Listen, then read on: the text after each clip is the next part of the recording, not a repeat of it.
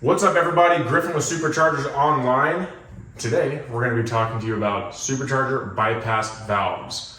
Why do they have them? How do we diagnose bad ones? And what do they do? So, the main purpose of these bypass valves is to cool the supercharger rotors. It keeps air circulating through the entire supercharger and not just in the rotors, creating more and more and more heat.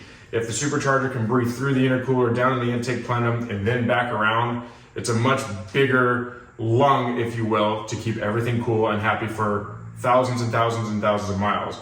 If this little guy fails, it can cause accelerated wear to the supercharger and even catastrophic failure. They're very, very, very simple pieces, you guys. There's basically a spring and a diaphragm in there, okay? If that diaphragm fails, it can't hold vacuum or boost pressure, and it's not gonna operate the valve. So, I'm gonna show you guys how to do a really quick test that will take you all of 30 seconds to do. All you gotta do is to push this rod all the way down and firmly put your finger over the port. When you release, it's gonna hold the rod almost all the way down, but you're gonna force the diaphragm to hold a vacuum in the upper part of its plenum here. So when you let go, you're gonna hear air get sucked in and the rod gets popped out. I'll do this a couple times for you. Push the rod in, block the port, and like so. So this is a good diaphragm. It holds a vacuum for as long as you keep your finger on it, and it keeps the rod down until you let off. When the rod shoots out, that's the right thing. So this is what a bad diaphragm does. When that's torn, that looks like this. Okay, when we do the same exact process, we push the rod down, plug the hole, the rod just shoots right out and there's no vacuum up in this diaphragm. Okay, so rod just shoots right back out like so, no diaphragm. So, you guys that have the older style dual port diaphragms, it's the same exact way. Push the rod down, and on the top port, we're gonna hold and release. Same thing here, so. You could test either port. When you push down, you actually plug the port first, then push down, and it's gonna have a lot of hard resistance. And you're gonna hear a little bit of poof coming out of there. So that's how you basically test your diaphragm. We're gonna do it on the supercharger now.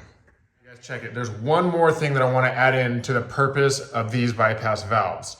Not only do they keep the rotors cool and free spinning, but they unload the supercharger. When you're not commanding boost and max power, it takes these superchargers as little as 1/3 of a horsepower to drive, which ultimately helps with fuel economy and wear and tear on the crankshaft and the belt and every other thing that's basically on the front of your engine. So I'm gonna demonstrate something for you guys. I pulled the throttle bodies off my supercharger and I'm gonna spin it up with the drill. I'm gonna go full throttle on the drill and actuate the bypass valve, and you're gonna hear the drill speed up and slow down as it unloads the supercharger. I basically taped my intake ports closed to simulate the engine not consuming the airflow. So let's go ahead and set the camera up and I'll show you guys this.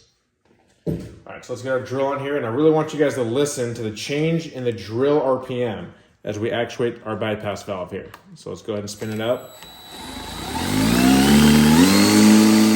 Okay, we're gonna open.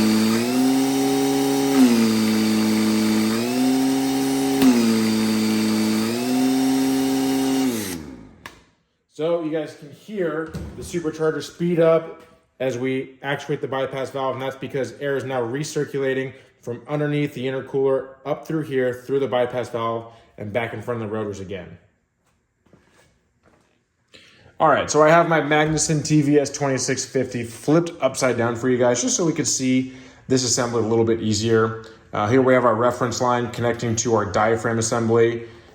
The rod that comes out is attached to this little lever right here, and that's what operates the bypass valve. So to diagnose this, we're going to pop this little hose clamp off here, and nice and gently, because this is plastic, we don't want to break this, we're going to pull our rubber hose off, just like so. All right, so there's two things we're really feeling for here. Number one, we want to make sure that there's good spring pressure, because remember, you guys, we got the little spring in here, and if this spring's broken, it's going to cause a real weak signal. And then number two, the second thing we're gonna do is check to make sure this diaphragm is not torn. And this might take you a couple times to do it and get the hold of, but we're gonna push the arm all the way into the diaphragm and do the best that we can to seal the port off with another finger, just like so. And if it does stop partway through its travel and you let go like this, and you hear the air get sucked in and the spring slam it shut, it's in good working order. So again, I'll do this a couple more times. Okay. So yeah, we see it stop before it reaches its little bottoming out stop here. Boom.